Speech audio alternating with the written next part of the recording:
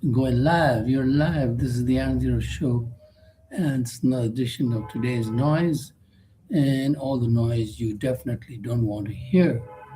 So, what have we got lined up for you? The Iran US deal has been signed, and Mr. Trump signed it officially, I believe, in the White House with his famous signature there, and the rest is up to the Iranians now, or so it seems.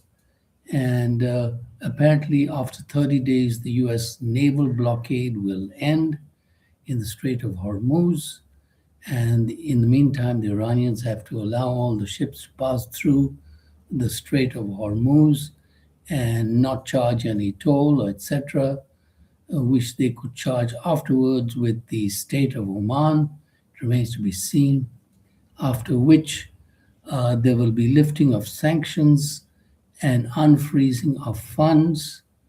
And there's an enormous amount of $300 billion which will be paid to Iran, I guess, in steps. Uh, and some of it will be guaranteed by Iran's neighbors for Iran to rebuild after all the bombing. But Iran's little neighbor, that is the USA puppet called Israel, still is not stopping the bombing of Lebanon or the incursion into Lebanon because they want to steal the Lebanese land. So that is a sticking point and a major sticking point because Iran wanted Lebanon to be part of the deal and the removal of Israeli troops from that area. They've already killed 100,000 plus Palestinians and committed genocide, and they're on their way to do the same in Lebanon. So it remains to be seen how this will work out because apparently Israel has a mind of its own, and its leader does not want to listen to Mr. Trump. So it remains to be seen what happens with that. That is the bottom line there. Otherwise, it was, I guess, a fruitful meeting in Evian with the French president handling the host details, and the German president, and Italian prime minister, and the Indian prime minister, and a host of other dignitaries there, including AI heads like Sam Altman, and I guess the other people who are in the social media were there to make their announcements. And of course, Mr. Modi was promoting the fact of a safe sea lane in the Strait Hormuz area for Indian seafarers, especially because 3 Indian seamen have been killed. But I do think it is a turning point in time now for India to promote the use of other fuels like ethanol, etc., other than fossil fuels. And India, like the other countries of East Asia, etc., have to adopt a alternative fuel policy where they do not depend upon the Persian Gulf imports, and they should completely cancel out the importation of crude oil, etc., and concentrate on ethanol, etc., which the country called Brazil did successfully for years and years.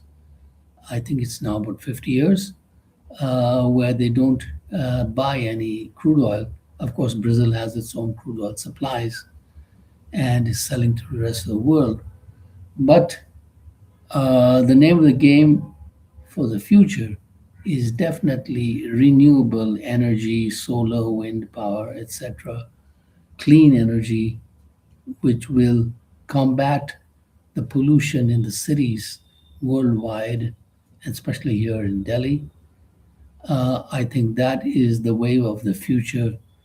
And China is a leading example by having 30 million cars on the road in China, which is quite incredible, as opposed to 7 million cars, electrical vehicles in USA. And in India, it's only about a million and a half electric vehicles, though they say the speed is picking up. Uh, they have to make cheaper electric cars in India so that people will be attracted to that electric car and go for electric cars and not the gas guzzlers as we have. So that is what the future looks like.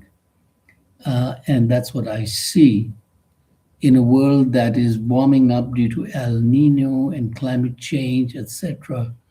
We have to make a conscious move towards renewable sources of energy. And I read about the country of Colombia, which has planted a lot of trees and brought down the temperature. We in India could do the same, and a lot of other countries could do the same. The desert countries could plant also a lot of trees and bring down the world temperature, so to speak. That's the need of the hour. And the rest is the World Cup fever that's going on. Lionel Messi, after 20 years, has done a hat trick and scored a super goal against Algeria, I believe. So don't mess with Messi. And so is the case with the Norway player, Mr. Haaland, who has also done some winning goals. I believe it's against Iraq. And France's player, Mr. Mbappe, has scored some winning goals against Senegal. So these are the stars of the football who are making the news time and again. And that is what we have to look forward to while the days go by. And famous producer actor Guillermo Toro has said that the image between man and the image is sacred, and they're trying to mess with the image in cinema by bringing an AI, and they say an artificial thing can create an image. And I would have to agree with him. Artificial is artificial, just like artificial uh, lipstick or artificial tits or whatever. It's not the real thing. So we must stay with the real. That is his message. And I would agree with him there. A lot of famous musicians also are not so much in favor of artificial AI, for example.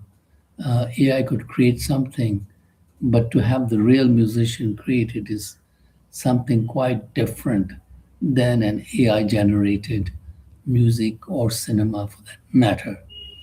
So it remains to be seen what direction the world will move in. AI is, of course, a very easy way out because you ask a computer to make the images and make the story up and make the cinema, but you don't have a human hand in it.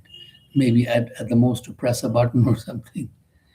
And I think you lose a lot with the human, without the human interaction in that, because the human imprint is what counts and what leaves its own unmistakable signature as opposed to some computer generated graphics or story, etc. And on that note, we leave you and subscribe by the billion. Thank you.